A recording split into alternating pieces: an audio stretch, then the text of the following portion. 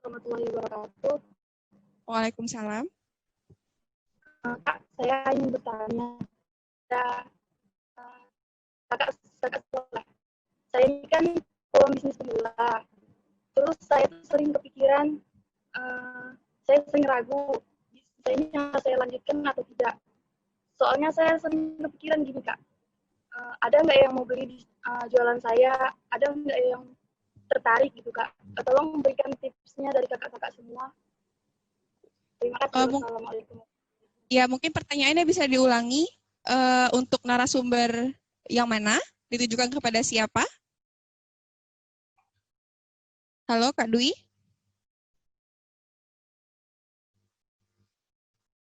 Halo, Kak Dwi?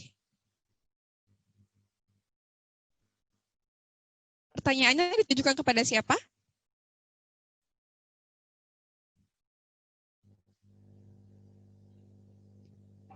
Ya, sepertinya ada sedikit masalah jaringan. Jadi pertanyaan dari Dwi Julitasari adalah mengenai keraguan-raguan dalam memulai bisnis. Apakah akan laku atau tidak? Oh, ternyata Kak Dwi ingin dijawab oleh Bang Rapanca. Silakan Bang Rapanca jawabannya.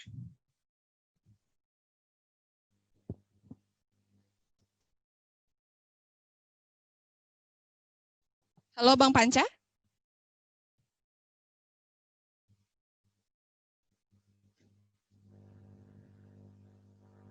Bang Panca bisa dengar suara saya? Oke, jadi nggak bisa dibuka open mic-nya ya. Mungkin hostnya lupa.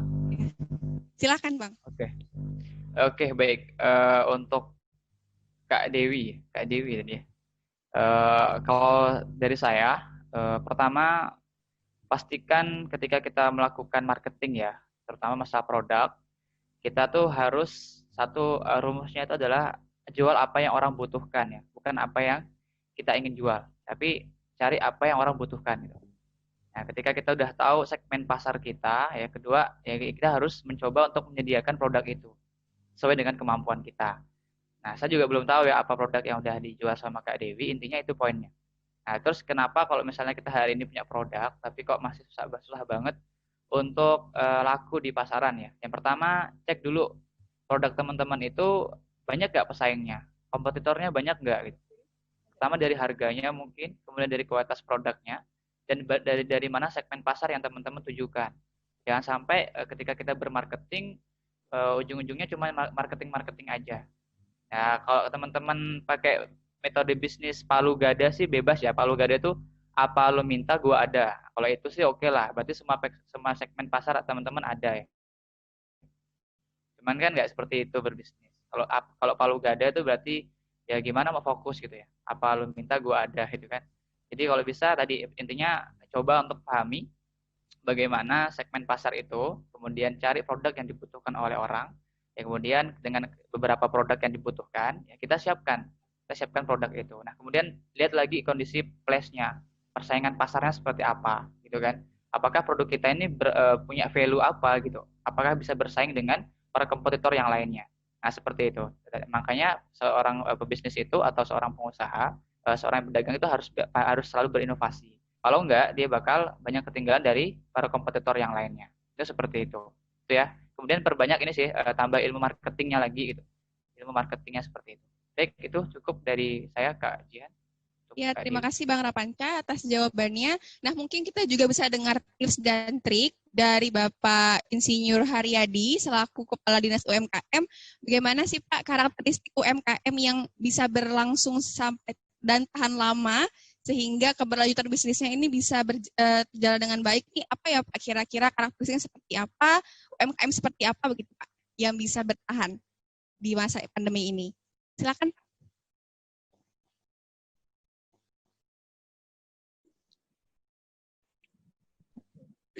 Ya, terima kasih Mbak Nabila ya. Jihan, Mbak Pak. Jihan, Mbak Jihan ya. Mohon maaf Mbak Jihan. Terima kasih Mbak Jihan moderator nih. Jadi saya mengikuti terus tadi ini dari diskusi ini luar biasa nih adik-adik mahasiswa, mahasiswi. Semestinya mereka ini udah berjalan lancar nih Udah bagus karena sudah banyak yang sebagai sebagai model-model tadi ini, sebagai contoh yang udah berhasil ya. Saya lihat nih anak-anak adik-adik mahasiswa-mahasiswi ini. Jadi kalau kami dari Dinas Kepresidenan Keperdagangan, pembina, kemudian pengawas dan pengendali, tentu di masa COVID sekarang ini, di tengah kebiasaan baru ini, tentu kita harus mampu membuat inovasi baru ya. Artinya begini, para pelaku usaha mikro yang cerdas itu adalah pelaku usaha mikro yang mampu beradaptasi dengan keadaan baru ini tadi. Jadi ketika dia mampu beradaptasi dengan situasi tengah kebiasaan baru ini, itu yang disebut dengan pelaku usaha mikro yang cerdas ya, kreatif. Menyesuaikan artinya. Tentu ini mudah. Biasanya mereka melakukan usaha atau yang belum usaha itu di sebelum masa COVID, di masa COVID. Ini kan tidak mudah. Tentu banyak inovasi-inovasi yang bisa dilakukan. Banyak contoh-contoh tadi adik-adik kita, mahasiswa-mahasiswi yang sudah berhasil, yang bisa survive tadi, ini kan bisa dijadikan sebagai contoh. Yang paling penting adalah semangat. Semangat ini yang harus dipertahankan. Biasanya para pelaku usaha mikro ini, mereka itu semangatnya ini membuat mereka tuh gagal. Saya rasa kalau mereka tuh semangat, disiplin, kemudian konsisten, kemudian pantang menyerah, karena kegagalan itu kan hanya suatu kesuksesan yang tertunda. Padahal kesuksesan itu tinggal selangkah, mereka mundur. Itu biasanya usaha mikro itu kelemahannya di situ. Padahal peluang-peluang itu banyak sekali untuk usaha mikro. Apalagi sekarang sudah berbasis IT, digitalisasi, dan sebagainya. Artinya dengan usaha dari rumah aja, kalau produk itu betul-betul berkualitas, insya Allah para pelanggannya tidak akan pernah lari. Nah, biasanya yang mereka itu membuat mereka itu lemah, baru aja omsetnya turun atau pelanggannya berkurang, mereka langsung mulai. Padahal kalau mereka itu semangat ini dipertahankan dan belajar dari para pelaku usaha mikro kecil, bahkan banyak mereka sudah naik kelas dari ultra mikro, kecil, menengah sampai ke besar, itu adalah orang-orang sukses yang betul-betul mereka menjaga semangatnya tadi dan kedisiplinan. Itu yang paling penting. Karena apa? Modal itu kan sebetulnya nomor yang sekian. Yang paling penting adalah semangat, kejujuran, disiplin, kemudian tanggung jawab, menjaga brand tadi itu yang penting. Dan tadi ada Mas Rapanca tadi menyampaikan juga, Mas Aditya dan Mbak siapa tadi itu? Mbak Paradina, Bapak. Mbak Paradina, ya kan? Iya. Yang juga di Pelamboyan kan? Jadi intinya itu tadi, semangat, motivasi itu harus dijaga terus, dan kita juga harus lihat kompetitor kita semakin banyak. Nah, tentu kita punya added value, punya nilai lebih yang mungkin itu menjadi daya tarik buat pelanggan kita. Itu harus dijaga, ya kan? Saya rasa kalau modal sekarang perbankan itu banyak membantu permodal dengan bunga yang cukup ringan sekali. Bahkan ada yang ultra mikro, ya, sesuai dengan kebutuhan para pelaku usaha mikro tadi. Nah, kemudian kita juga harus banyak belajar dengan produk-produk yang dari luar negeri. Kan sekarang kita bisa lihat di secara online, bagaimana produk bisa eksis, bisa memiliki pasar yang begitu luas dan kualitasnya betul-betul terjamin. Nah, ini yang perlu kita harus banyak belajar. Jangan pernah berhenti untuk belajar, jangan pernah berhenti untuk melakukan inovasi di era adaptasi baru ini. Mungkin itu sebagai motivasi. Iya Pak, terima kasih. Berarti intinya adalah harus memiliki mental bisnis yang kuat ya Pak untuk membangun sebuah usaha. Iya, semangat. Iya, terima kasih banyak Pak, sangat menginspirasi untuk kita semua. Ada satu pertanyaan datang dari Kak Siti Hazanah. Selamat pagi Kak, bagaimana kita mengetahui bahwa dalam diri kita ada peluang usaha dan seperti apa kita mengasah peluang usaha yang ada dalam diri kita? Terima kasih pertanyaannya Siti Hazanah, semoga sehat selalu. Pertanyaannya mungkin akan saya tujukan kepada Ibu Faradina untuk bantu menjawab. Silahkan Ibu.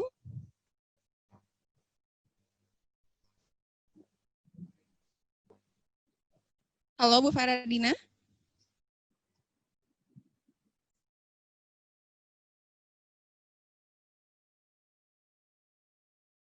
Halo Ibu.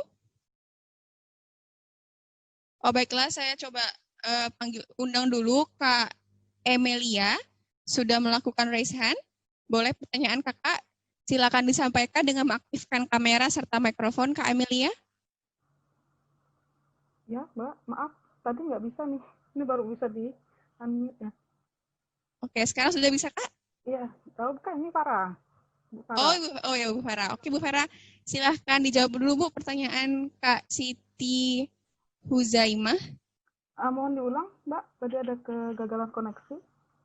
Oke, sekarang kita menunggu jawaban dari Bu Faradina mengenai apakah cara untuk mengetahui peluang usaha yang ada dalam diri kita dan bagaimana cara mengasahnya. Pertanyaan Kak Emilia akan dijawab setelah ini ya Kak Emilia, mohon menunggu. Silakan Bu Farah. Oke, terima kasih. Nah, kalau menggali bakat, menanya bakat, apakah kita ada bakat nggak sih berbisnis? Nah, itu sebenarnya kembali kepada diri kita sendiri. Kalau saya, itu memang benar beberapa paparan tadi dari beberapa mahasiswa. Terkait bakat ini adalah hobi. Nah, hobi itu ya, kalau kita hobi itu menghasilkan. Ya kan? Nah, salah satunya adalah berbisnis. Nah, terkait ini juga, apakah Anda pernah melakukan menjual sesuatu barang atau enggak? Ada kebanggaan enggak bagi diri sendiri? Ada penghasilan nih, ternyata. Ya kan? Tapi jika hanya sekedar lewat aja, ada juga kan yang seandainya itu merupakan suatu praktikum di sekolah, hanya menjual, sudah selesai. Ya kan? Nah, kalau di saya, oh ini suatu prestasi bagi saya gitu loh. Ada mendapatkan keuntungan sedikit, saya ingin memperoleh yang lebih banyak. Dengan cara apa? Oh, udah dapat nih, ternyata dapat linknya dari sana. Nah, coba gali bakatnya. Kalau ngambil banyak, berapa kira-kira? Hitung kan, kita udah mulai ngayal nih kan, berapa keuntungan kita ya? Gitu loh. Kalau bisa terjual berapa ya? Otomatis itu udah menghayal dulu tuh. Biasanya bakatnya dari sana. Kalau sudah ada ke sana, nah jiwa-jiwa entrepreneur kita itu udah mulai ngalir sendirinya gitu loh. Dan kemudian bagaimana cara menggalinya? Jika kalian sudah mempunyai keuntungan sedikit, tolong bedakan antara kebutuhan dengan keinginan. Ya kan? Terkadang bagi pemula-pemula ini belum bisa membedakan antara kebutuhan dengan keinginan. Sehingga bisa misalnya modalnya itu 50.000 atau tanpa modal lah kalian. Bisa kan untuk pada saat sekarang. Ternyata ada keuntungan nih. Kalau biasanya pemula-pemula itu pasti ada juga mengambil keuntungan itu sedikit dulu, mengetahui dulu. Sudah berjalan, meningkatkan keuntungannya. Dapatlah sekian, anggaplah 20.000 keuntungan. Dengan modal 50.000. Dapat keuntungan 20.000, kadang kita pengen ini, pengen itu. Habis dong modal awal kita. Ya kan? Nah, saran saya seperti itu. Bedakan antara kebutuhan Anda dengan keinginan. Jika sudah ada keuntungan, bagaimana Anda itu bisa mengembalikan menjadi modal. Jadi keuntungan kalian nantinya bisa berlipat ganda. Ya kan? Nah, saya setuju dengan Pak Haryadi tadi. Ada disiplin di sana. Ada komitmen di sana. Dan kalian juga yang namanya usaha, awalnya saya juga usaha itu tidak fokus. Ke sana, ke sini, ke sana, ke sini. Karena hobi tadi ya, karena hobi yang menghasilkan. hobi yang berjualan, yang mempunyai nilai lah. Nah, itu dari sana juga. Tanggung jawab komitmen kalian harus pegang. Kalian pengen usaha ini, kembangkan. Karena kalau satu usaha tidak fokus, itu tidak bisa maksimal. Nah, misalnya tadi, kebetulan saya juga suka mie ayam nih. Mungkin kita bisa berkolaborasi ya, Rapanca. Nanti ya. Ya kan? Nah, itu juga. Kalau kita masih ada satu usaha yang menurut kita itu bagus, fokus. Kembangkan. Nah, kebetulan saya kalau untuk di usaha saya itu mempunyai untuk sekarang itu sudah punya 4 cabang, walaupun di pasar Flamboyan, di mana ada 1 kios dan 7 meja. Nah, itu kan tidak mudah untuk memulai usaha kan ya. Ini sebenarnya juga usaha keluarga, jadi dimulai dari titik nol, gitu loh. Benar-benar nol itu dimulai dari tahun 2007. Awalnya itu saya dilihat bahwa belum ada bumbu racikan di Pontianak, jadi pemula di pasar Flamboyan. Cetus lah ibaratnya. Kalau sekarang udah banyak pesaing gitu loh. Cuman kalau di pasar Flamboyan kita nggak perlu khawatir ya Pak ya. Begitu tiap harinya ada ya Pak ya.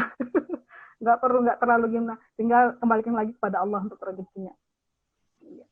Nah, alhamdulillah juga kalau untuk di saya itu sudah ada Pak untuk BPOM-nya. Sekarang lagi ngurus PRT-nya Pak.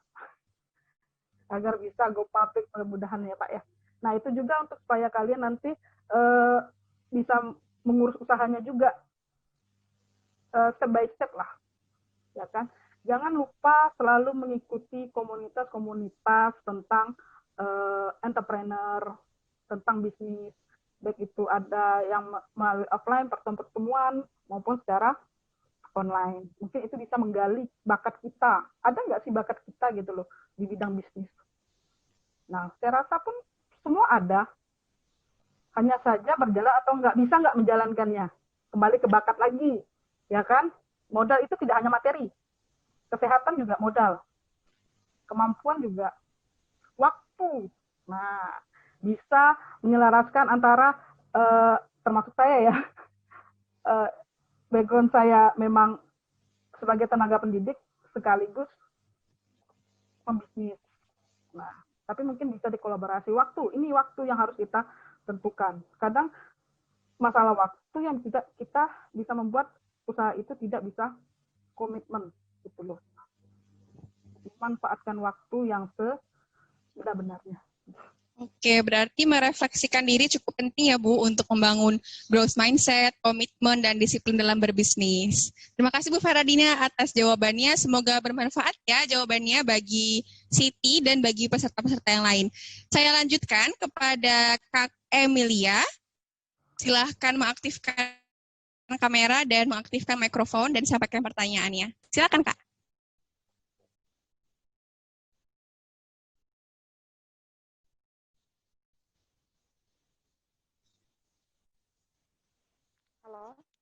Halo Kak Emilia. Bisa mendengar suara saya? Bisa, silakan Kak. Baik. Pertanyaan saya, di sini saya akan memberikan kepada Bang Panca ya.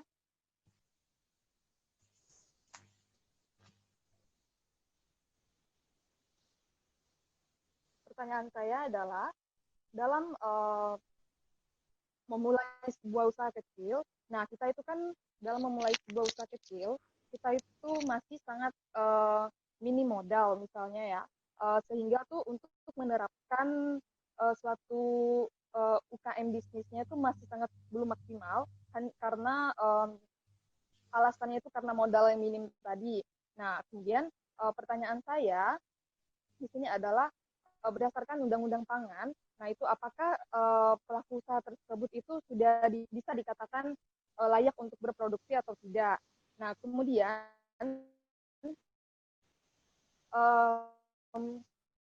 karena baru memulai usaha, kan misalnya baru mulai kecil, jualan di kampus dan lain sebagainya.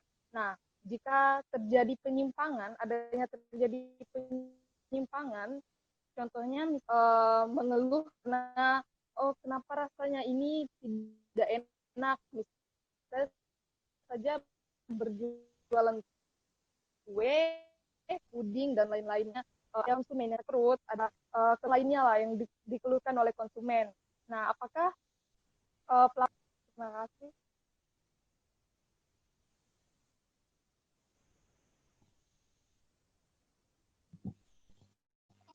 Oke, terima kasih Kak Emilia atas pertanyaannya. Dan silakan harap untuk menjawab. Silakan Bang.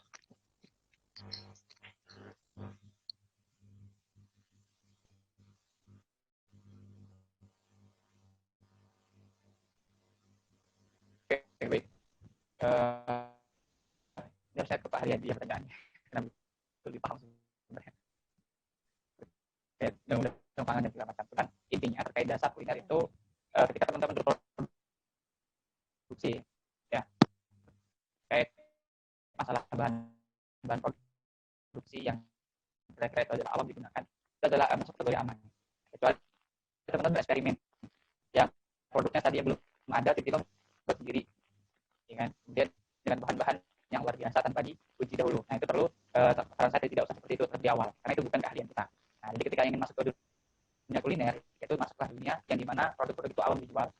Kemudian dari proses pembuatannya juga itu termasuk kategori yang termasuk kategori yang aman, seperti kayak jual bakwan dan lihat prosesnya. Nah, jangan sampai menggunakan minyak bekas yang sudah lama dibuat atau habis digunakan, kemudian dari tepungnya segala macam seperti itu. Nah jadi itu ya terkait masalah terkait kategori yang saya ketahui. Intinya ketika membangun bisnis di awal, ya nggak apa-apa kita jual hal-hal yang receh dulu. Kalau saya dulu dibilang Panca ini pengumpul receh, ya nggak apa-apa. Saya dibilang seperti itu. Dulu saya ke kampus itu cerita masalah ini ketika membangun awal. Saya sudah sampai pertama saya jual sosial berkah. Sosial telur. Itu dulu setelah kita besar kemudian beli telur, beli sosis, kemudian beli lagi ya tepung ya, dan beli tusuk sate ya. Dan itu tiap hari saya lakuin gitu, untuk memenuhi orderan tadi. Dan saya lakuin itu ketika kampus, saya sempat terlambat segala macam itu ya ada ketika seperti itu saya nikmati di awal. Itu namanya resiko yang harus kita hadapi. Ya. Nah tadi kata Pak Haryadi, kita harus bertanggung jawab, kita harus disiplin, kita harus berkomitmen dalam membangun sebuah bisnis. Nah kayak tadi saya juga sampaikan di awal, ketika kita membuat sebuah usaha, yakinkan kita harus tekanan emosional. Karena ketika suatu tekanan emosional itu luar biasa geraknya. Ketika dapat feel ngerjain sesuatu itu lebih enak dibanding nggak dapat feel. Itu poinnya. Nah itu ya ketika bangun bisnis di awal, ya silakan bangun dengan yang sesuai kemampuan. Kalau modalnya 200.000, 300.000, kemudian pengennya lari ke kuliner ya, itu tadi jadi kayak supplier atau reseller bakwan misalnya, reseller donatnya Bang Reja misalnya kan, Bang saya bisa jadi nggak masalah. Karena gitu teman-teman, jangan fokus pada hari ini, tapi fokus pada jangka yang akan panjang. Soalnya bisnis itu tadi saya bilang bedain bisnisnya pedagang. Kalau mental kita berdagang ya udah tadi kita terbatas dengan modal. Ya, tapi kalau mental kita seorang bisnis, nah justru dengan kekurangan modal itu kita cari relasinya, kemudian cari ilmunya, ya kan, cari passion kita lebih dalam, ya kan, hobi tadi benar-benar kita asah dengan baik. Karena kalau kita sudah paham hari ini hobi kita apa, bakat kita apa, udah diasah, fokus ke situ. Ibaratnya kalau kita kayak ngasah pisau itu, kalau ngasah pisau satu, ya kemudian diasah terus lama, maka akan semakin tajam. Tapi kadang kita itu baru ngasah satu pisau, belum selesai pisau itu udah ngasah pisau yang lain, gitu kan. Nah, saya nggak ada yang tajam. Oleh karena itu kalau hari teman-teman sudah paham bakatnya apa di kuliner atau di fashion segala macam, itu pada dalam itu semua. Kayak misalnya di IT, pandai desain, ya buka jasa tentang desainer. Terus seperti apa seperti itu. Jadi mulai dengan apa yang ada kemampuan kita hari ini. Jadi jangan fokus pada hari ini, tapi bagaimana hari ini menjadi salah satu wasit atau perantara kita ke depannya. Seperti itu. Nah, ketika kita berproses itu, maka akan dari jalan-jalannya. Yang sekali lagi tadi kuncinya kita berbisnis itu bukan hanya karena pribadi, tapi karena ingin bermanfaat untuk orang lain. Kan? Jadi kalau orang lain butuh kita sediain, kan? Itu kan lebih fokus ke sana. Gitu. Jadi emosionalnya terbang. Itu. Ya itu ya kalau dari saya. Oke, terima kasih Bang Rapanca atas pertanyaannya. Dan karena keterbatasan waktu, kita cukupkan diskusi kita sampai saat ini saja. Dan saya umumkan bahwa kelima penanya yang telah saya persilakan untuk bertanya akan mendapatkan 1 buah buku. Dan 1 orang penanya terbaik, yaitu Francis Michelangelo Repo, juga mendapatkan 1 buku tambahan. Saya ucapkan selamat kepada Anda semua. Semoga webinar ini bermanfaat bagi kita semua. Saya ucapkan terima kasih sebanyak-banyaknya kepada Bapak Insinyur Haryadi yang telah membersamai kami, kemudian kepada Ibu Faradina, kepada Bang Hafel Wildan, Bang Rapanca Indra Mukti, serta Bang Aditya Reza. Semoga bisnis kalian Anda dan bisnis teman-teman yang tergabung dalam webinar ini dapat memberikan kebermanfaatan yang berlimpah untuk diri sendiri dan masyarakat. Harapan yang sama juga disampaikan kepada setiap peserta agar mendapatkan kelancaran dan kemudahan dalam aktivitasnya sehari-hari. Sebagai moderator, saya undur diri dan mengucapkan mohon maaf apabila terdapat kesalahan kata. Sekali lagi terima kasih atas waktu dan kesediaannya para narasumber. Semoga tetap sehat dan terus patuhi protokol kesehatan. Wassalamualaikum warahmatullahi wabarakatuh.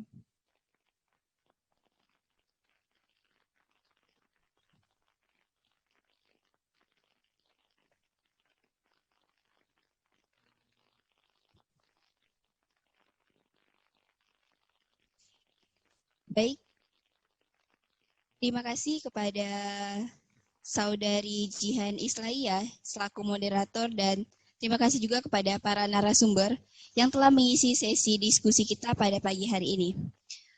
Untuk seluruh peserta, jangan lupa untuk mengisi absensi. Acara selanjutnya yaitu closing speaker oleh Bapak Dian Patria. Sebelum saya serahkan, berikut akan ditampilkan CV dari Bapak Dian Patria.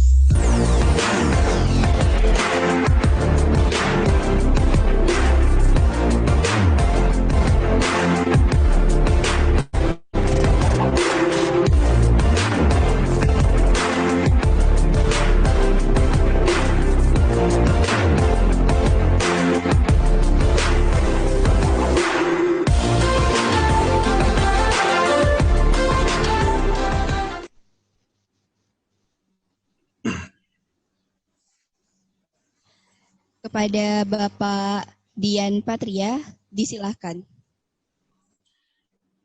Terima kasih. Assalamualaikum warahmatullahi wabarakatuh.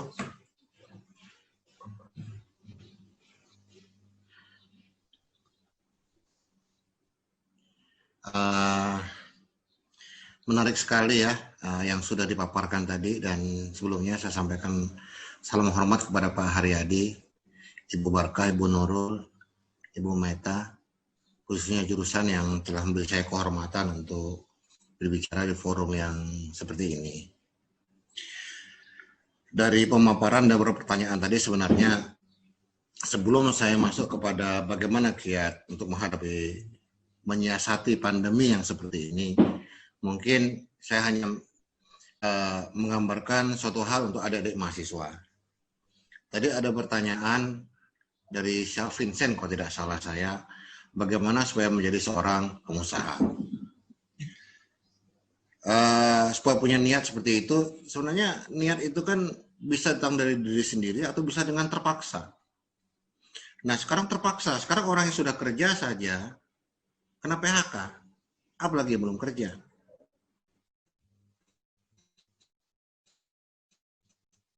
Jadi usaha alternatif pilihan, senang atau tidak senang. Itulah dia, ya. Jadi dan menjadi pengusaha tidak harus hanya sekedar menjadi pengusaha. Saya menyontohkan misalnya Ibu Faradina, misalnya beliau seorang dosen juga, beliau pengusaha juga, beliau juga sekaligus seorang ibu rumah tangga juga. 3 peran sekaligus. Ya, mana yang prioritas ya? 3-3-nya prioritas, 3-3-nya nomor 1. Ya, semua harus bisa dikerjakan. Nah, ini sebuah contoh model dari yang bisa kalian lihat dari seorang tokoh kita ya, Ibu Faradina itu yang pertama. Yang kedua, banyak sekali keluhan bagaimana pandemi ini tadi Panca, Reza, Hafel, Ibu Faradina juga bilang bahwa karena pandemi ini banyak sekali terjadi penurunan omset. Ya, ini yang kita hadapi. Ya, dan kita tidak bisa menghadapinya dengan sekedar mengeluh.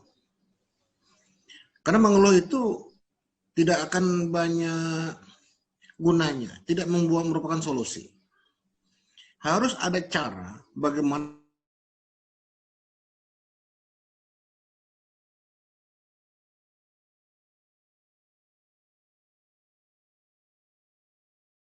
lebih berat daripada tahun 98. Kenapa? Karena dulu tuh hanya resesi ekonomi.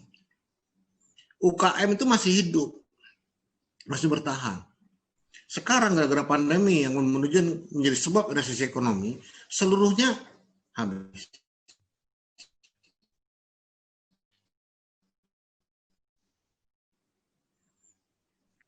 Teknologi daring.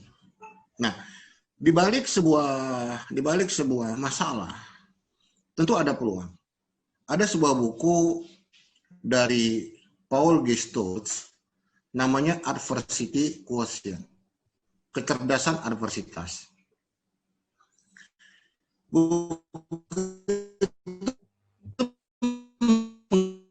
Menggambarkan bagaimana memiliki kemampuan daya tahan yang begitu luar biasa. Pertanyaan-pertanyaan menarik. Kenapa ini ada yang mampu bertahan sementara lainnya gagal? Kenapa ada yang berhasil sementara lainnya menyerah? Kenapa ada yang maju terus sementara lainnya mundur? Itu orang-orang yang berbeda. Dan yang pasti mereka bukan para pengeluh. Ya. Nah. Mungkin cara pertama dalam menghadapi pandemi ini adalah melakukan kolaborasi. Contoh, Ibu Faradina tadi berkolaborasi dengan rumah makan. Mungkin juga berkolaborasi dengan yang lain. Yang kira-kira bisnisnya itu bisa dijadikan sebuah komunitas bisnis yang bisa melakukan kolaborasi. Itu. Mungkin yang punya studio tadi, Bang Hafel, ya, mungkin bisa berkolaborasi dengan para pendidik yang sekarang sibuk membangun materi-materi. Bantu buatkan paket-paket gitu. Selama ini kliennya kan pemusik. Sekarang coba para pendidik, para dosen. Mungkin mereka ingin membuat materi-materi YouTube mungkin. Atau mungkin dibantu untuk yang lain. Bisa membuat paket-paket seperti itu. Ini untuk Bang Hafel misalnya. Ya. Nah, kemudian untuk yang second store, Bang Reza ya, Bang Reza. Ya. Ini peluang menarik sebenarnya, ya. Ketika pendapatan masyarakat itu menurun, seharusnya barang-barang permintaan untuk pendapatan masyarakat menurun, seharusnya permintaan untuk barang-barang second itu akan meningkat, karena daya beli masyarakat menurun, ya. Nah, sekarang bagaimana Bang Reza ini menyiasati sedemikian rupa sehingga ini tetap bisa bertahan terus seharusnya bisa menaik. Sebenarnya logika saya harusnya naik. Ini logika saya gitu. Ya. Bagaimana caranya? Ya, satu lagi kolaborasi.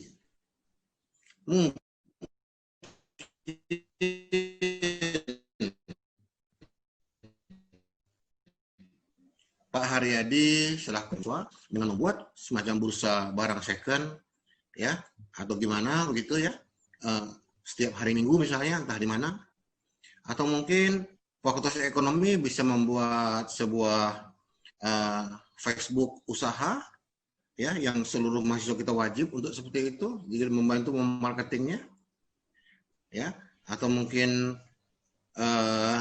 Pemkot bisa membuat sebuah e-commerce yang bisa semacam Tokopedia seperti itu yang bisa membantu kita meningkatkan penjualan, ya. Nah, ini kolaborasi, ya. Yang kedua, ada kreativitas. Kreativitas itu adalah merubah sesuatu menjadi berbeda. Jadi sesuatu sudah ada dulu. Contoh sederhana, apam Pulau Pinang. Dulu waktu saya kecil itu isinya hanya kacang. Sekarang subhanallah, saya melihat gerobaknya itu isinya itu coklat. Dari bisa campur lagi, entah apa rasanya pun tidak tahu. Tapi itu kreativitas. Kalau inovasi itu sesuatu yang baru. Ya, yang belum pernah ada, ini ada. Ya. Nah, itu inovasi ya. Jadi yang kedua adalah kreativitas. Jadi artinya begini. Ketika kita tidak bisa menjual-jualan secara fisik langsung seperti itu, kita melakukan penjualan secara daring, ya. Dan kita perlu kreatif.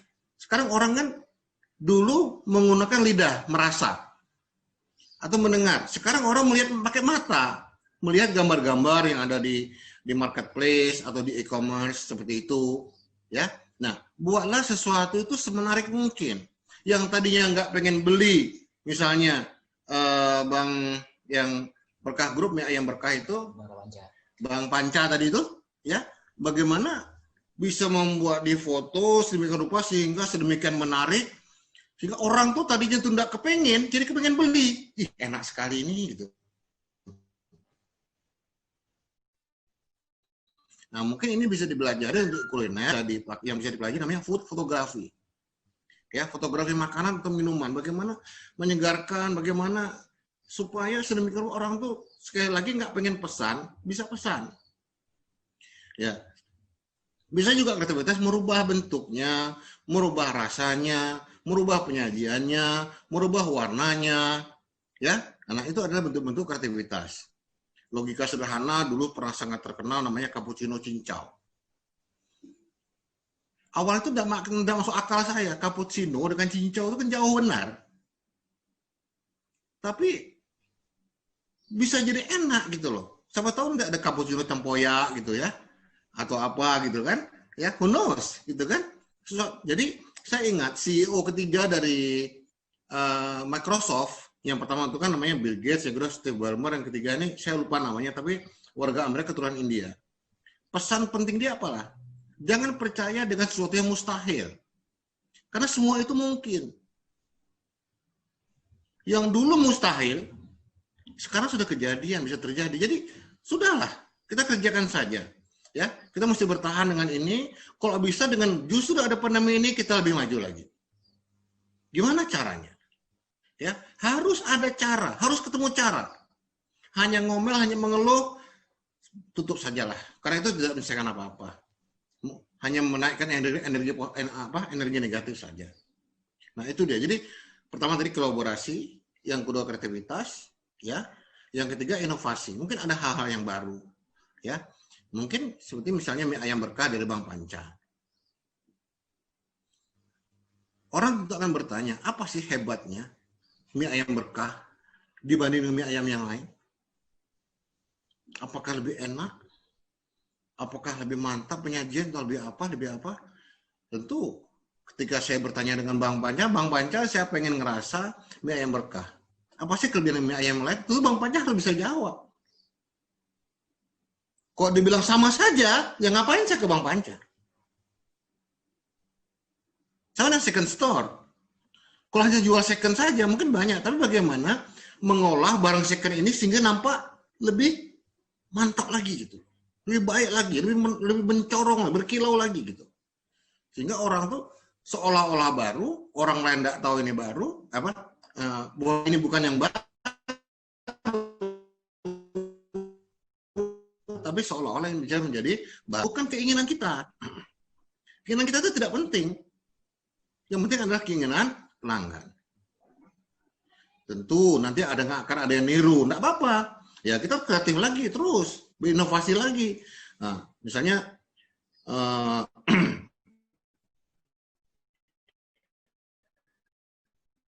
Bang yang second store itu Bang apa? Jadi apa? Jadi ketika saya sekolah di Amerika dulu itu ada hanya bursa barang second setiap hari Minggu. mahasiswa sudah lulus, sudah apa, mau jual barang yang di situ. Ya ini dia yang mau lulus terbantu, yang cari barang lain juga terbantu. Ya, jadi tidak ada yang rugi, ini win-win solution semua. Entah ini bisa difasilitasi oleh Pemkot atau oleh fakultas atau apa. Ya silakan saja, entah secara daring juga bisa. Kita punya lapangan besar di depan yang semen itu, bisa juga seperti itu. Mudah-mudahan ini segera berlalu. Nah ini jadi apa? Pertama kolaborasi, yang kedua kreativitas, yang ketiga inovasi. Nah, yang keempat, manfaatkan yang namanya digital marketing. Entah e-com, atau mungkin Facebook Ads dan segala macamnya. Manfaat, toh sekarang ini lebih enak, kita cuma di rumah kok. Bayangkan kalau kita harus nunggu di sana, ada pembeli, tidak ada pembeli, kita sih terus ya nunggu di situ kan. Itu betul-betul menghabiskan waktu, biaya dan tenaga. Ya kok dari rumah, kita bisa mengerjakannya hal seperti monitor, mungkin ada pesanan atau apa segala macam, ya bisa itu. Ya, nah ini adalah beberapa kiat untuk menjadikan yang namanya sebuah hambatan, sebuah kesulitan, justru berubah menjadi sebuah peluang. Ya, mau atau tidak mau. Ya, nah, pilihan menjadi pengusaha sekarang bukan jadi pilihan, itu sudah wajib. Ya, nah, memang mungkin persepsi orang bekerja, harapan orang-orang ini adalah kita lusuh kerja, pergi pagi pulang sore pakai baju bagus segala macam. Ya memang betul itu. Tapi itu dulu, itu sudah kadaluarsa. Kan sekarang harus lebih maju. Survei menunjukkan anak-anak milenial sekarang ya kayak usia-usia kalian inilah. Ya, pertama, mereka tidak mau terikat. Mereka ingin bebas. Bebas secara apapun, bebas secara waktu, bebas secara finansial, bebas secara kreativitas. Mereka memiliki kebebasan yang begitu luar biasa dibanding kami dulu. Ya. Mereka tidak mau bekerja di tempat ini, tidak mau lagi. Yang kedua, cirinya adalah minimal anak milenial memiliki 3 pekerjaan sekaligus. Contoh, Bang Panca, dia jualan mie juga. Terus apa lagi tadi ya, Bang Panca tadi ya? Ya. Ada beberapa tadi ya, Pak Jessica bikin berkah grup tadi ya, Bang Panca ya. Begitu juga mungkin Bang Reza, begitu juga Bang Hafael, ya. Nah, coba dikembangkan dengan core bisnis yang sama, digeser sedikit saja, ya, sehingga bisa menjadi variasi usaha itu bisa lebih besar. Tapi jangan jauh-jauh punya mesin fotokopi terus jualan bakso, itu jauh benar gitu loh, ya. Nah itu jauh sekali gitu. Nah bagi Ibu Faradina tadi itu kan, nah, bagi ibu-ibu sekarang kan ingin cepat, ingin mudah, ya. Nah, mungkin tidak murah, tapi dari sisi waktu, dari sisi tenaga, ya itu lebih murah gitu loh. Jadi saya percaya kayak usaha Bu Faradina ini akan jauh lebih berkembang tuh saya percaya. Nah, cuman nanti kadang-kadang tentu sesuatu kok dalam teori ekonomi itu kan kita ini ada laku, maka saya di sebelah juga akan bikin gitu loh. Ya. Nah, dulu di Jalan Pares 1 tuh ada bubur yang enak terkenal, bukanya habis subuh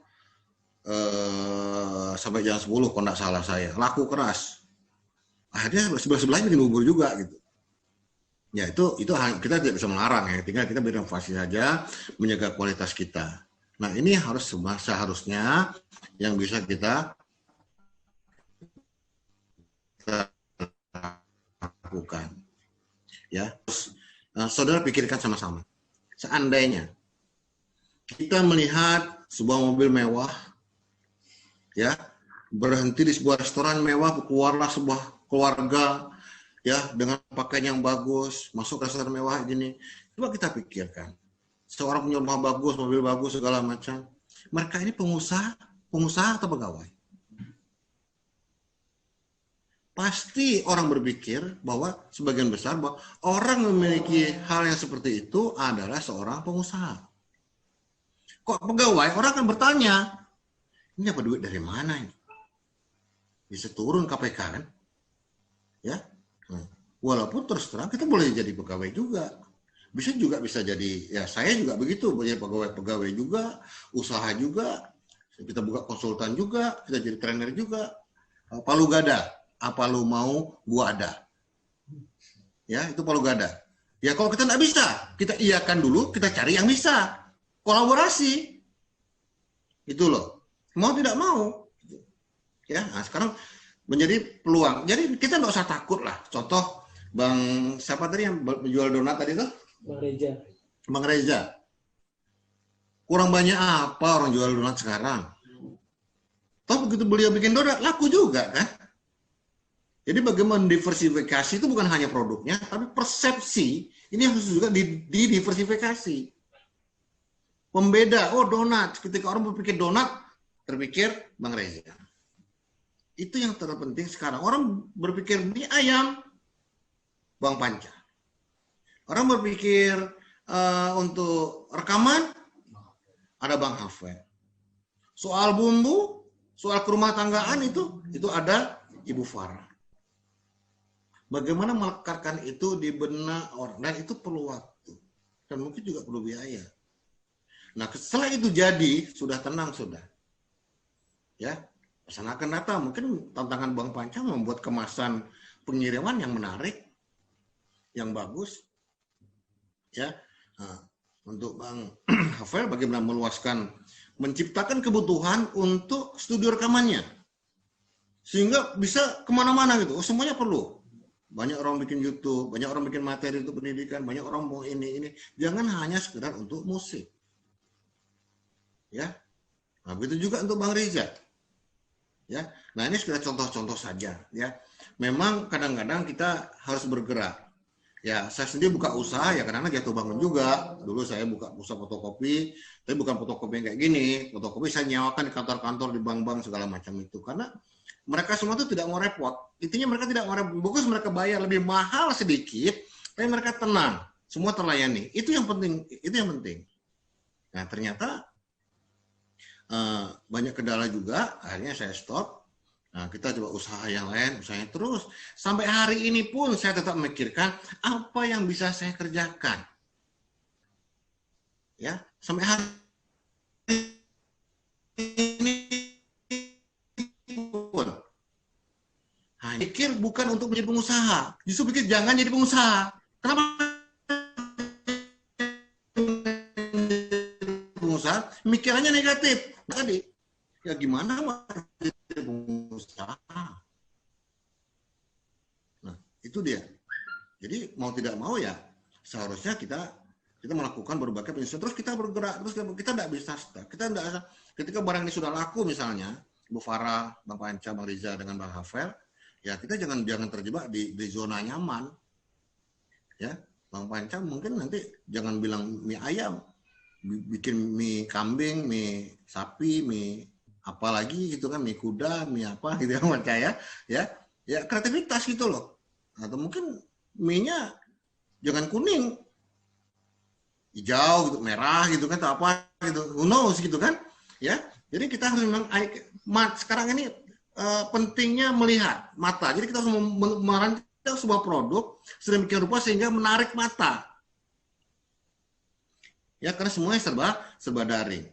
Ya, kondisi seperti ini akan terus terjadi walaupun sudah dalam keadaan mungkin normal nanti.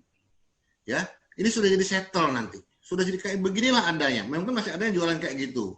Masih, tapi ini sudah yang banyak sudah merasa nyaman di rumah, tinggal telepon-telepon, tinggal tekan-tekan HP, jadi. Dan ini akan terus akan terjadi. Sekarang bagaimana merebut peluang ini yang pertama, kemudian menjaganya, memaintainnya sedemikian rupa sehingga orang tidak akan bergeser ke tempat yang lain. Malah untuk informasi Ibu Farah, ya di India itu ada sebuah usaha yang namanya dapur apa saya lupa tuh, itu franchise sudah dibeli dengan Gojek.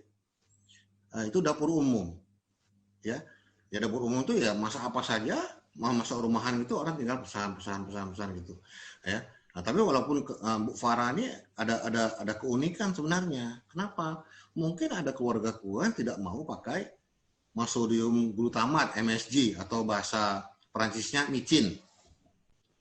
Nah gitu. Nah mungkin juga tidak mau pakai bahan pengawet, pakai yang bumbu-bumbu yang sudah pakai saya itu, dan itu kelebihan dari UFA dan itu harus dikampanyekan. Nah, ini bumbu ini sehat, bisa tambah micin, tambah bahan pengawet, orang akan beli itu gitu loh ya. Apalagi orang tahu bahayanya MSG atau dengan bahan pengawet. Jadi juga dengan mie berkah ya. Oke. Masih berapa menit? Nah, jadi mungkin segala informasi, saya ada channel YouTube, di situ ada banyak materi kewirausahaan, beberapa pilihan pekerjaan, kenapa harus jadi pengusaha dan bagaimana mulai usaha, itu ada semua di situ. Di situ ada Patria Inspiring Moments, channel YouTube saya, Patria Inspiring Moments. Ya, silahkan dicek nanti, mungkin bisa dibantu. Dan insya Allah kita siap untuk berkolaborasi juga dengan Fakultas Ekonomi, dengan Pemkot, dengan siapa saja untuk memajukan usaha ini. Dan saya sekali lagi terima kasih diberi kesempatan oleh jurusan Ibu Nurul, Ibu Meta, Ibu Barka,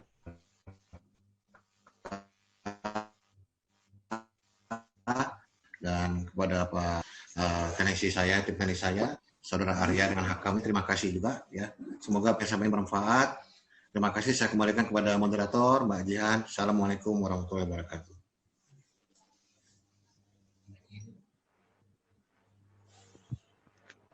Terima kasih kepada Bapak Dian Patria selaku closing speaker. Sebelum memasuki acara yang terakhir, saya mau menanyakan terlebih dahulu kepada para peserta, ada yang ingin mau menyampaikan kesan dan pesan? Bagi yang ingin menyampaikan kesan dan pesan, silakan raise hand. Kemudian bagi yang mau menyampaikan kesan dan pesan akan mendapatkan satu buku untuk yang menyampaikan kesan dan pesan pertama, dan yang kedua mendapatkan satu buku juga. Buku yang pertama itu 50 yang orang kaya tahu tapi tidak kita tahu. Kemudian yang kedua, Think Yes, Aku Bisa Berbisnis. Silakan bagi yang ingin menyampaikan kesan dan pesan.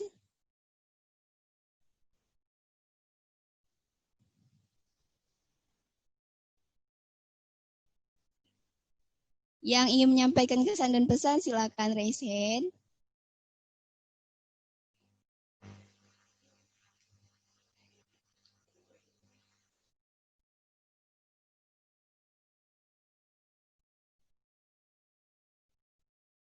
Kemudian sambil menunggu yang menyampaikan kesan dan pesan, saya ingin menyampaikan bagi peserta yang melakukan absen paling awal, yaitu Muhammad Alfi Agung Ismullah, juga mendapatkan door prize.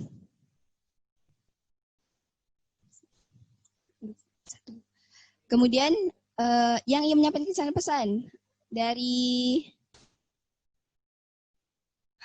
Hakam Raja Uca Mahendra, silakan menyampaikan kesan dan pesannya.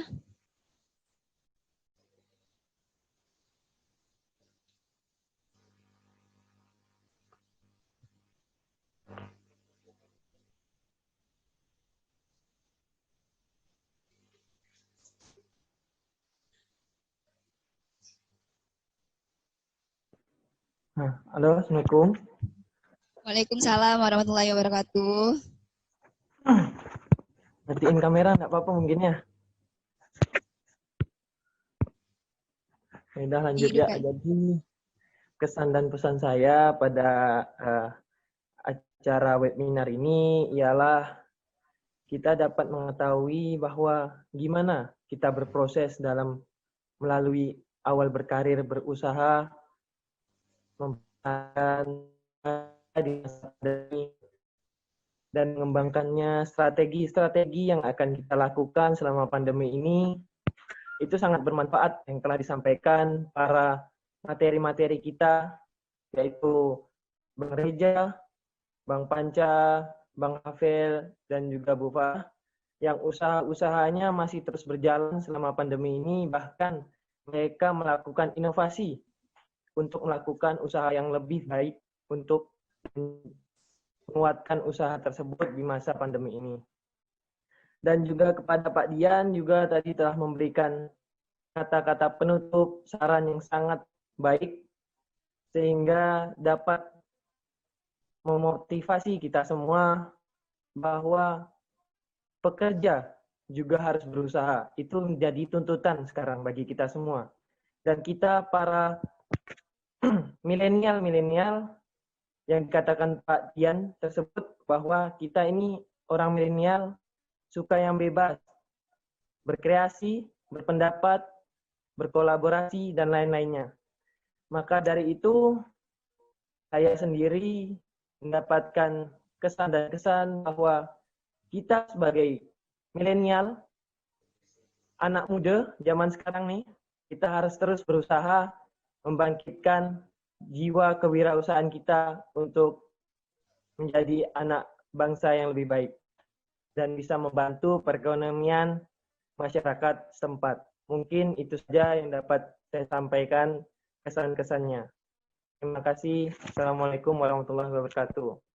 Waalaikumsalam warahmatullahi wabarakatuh. Terima kasih kepada Saudara Hakam. Selanjutnya, kesan dan pesan dari Gu Narsi. Atau ada lagi yang lain ingin menyampaikan kesan dan pesannya? Silakan raise hand terlebih dahulu. Dari Saudara Kemal Al-Iksani. Silakan kepada Saudara Kemal.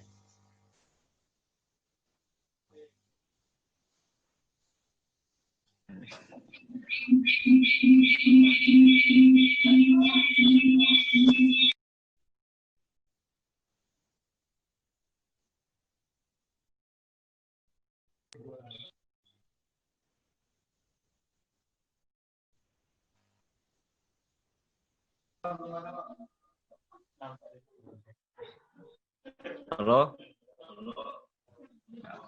Bisa dengar suara saya, Bang? Silakan. Kakak? Bisa Bang, bisa.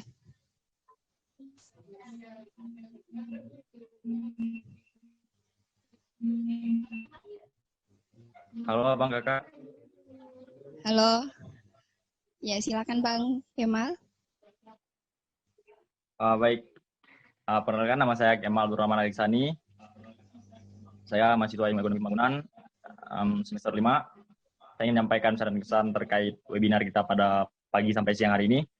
Yaitu, saya merasa sangat antusias mengikuti seminar ini karena saya rasa seminar ini sedikit lebih interaktif daripada seminar-seminar pada umumnya. Di mana kita tahu seminar pada umumnya, apalagi yang berbasis online itu biasanya sedikit monoton, di mana ada penyampaian materi yang kadang terlalu panjang. Sementara di seminar kali ini ada sesi diskusi dari yang dipandu oleh moderator. Saya rasa sangat interaktif sehingga kami para peserta merasa tidak membosankan seperti seminar pada umumnya. Jadi saran saya untuk seminar seperti ini, kalau bisa hal-hal terkait absen yang sebelumnya sudah diberi di awal tuh lebih baik disampaikan di akhir sesi saja, karena memang mengingat itu juga bakal jadi salah satu penahan dari para peserta agar tetap stay di minggu ini dengan keinginan dari diri sendiri lah, bukan karena memang absen atau dan sebagainya. Baik, terima kasih. Itu yang bisa saya sampaikan terkait pesan dan kesan webinar kita pada pagi sampai siang hari ini. Terima kasih. Assalamualaikum warahmatullahi wabarakatuh. Waalaikumsalam warahmatullahi wabarakatuh. Terima kasih kepada Saudara Kemal. Untuk Saudara Kemal dan Hakam mendapatkan door prize yang disponsori oleh Saudara Vicky Setiawan.